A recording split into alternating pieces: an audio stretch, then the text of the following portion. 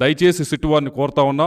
నేను మామూలుగా అయితే ఏదో దీని గురించి తప్పించుకొని చేయొచ్చు, అలా కాకుండా నేనే సిట్టు వారిని లెటర్ రాస్తా ఉన్నా. అయ్యా, మా ఫ్యామిలీ వైపు నుంచి కానీ వాళ్ళ ఫ్యామిలీ వైపు నుంచి కానీ ఏమైనా పరిచయం ఉంటే దయచేసి ఇప్పుడు కాదు, ఈ నెల రోజుల నుంచి కాదు, గడిచిన 4-5 సంవత్సరాల నుంచి ఏమైనా పరిచయం ఉన్నా, ఇప్పుడు నేను కలిసినా, ఇప్పుడు నేను ఫోన్లో మాట్లాడినా దయచేసి అది బయట పెట్టాలని చెప్పి కోరుతా ఉన్నాను. ఇంతకంటే ఓపెన్గా ఎవరు కూడా ఛాలెంజ్ చేయలేరు, అంత ఓపెన్గా నేను ఛాలెంజ్ చేస్తూ ఉన్నాను.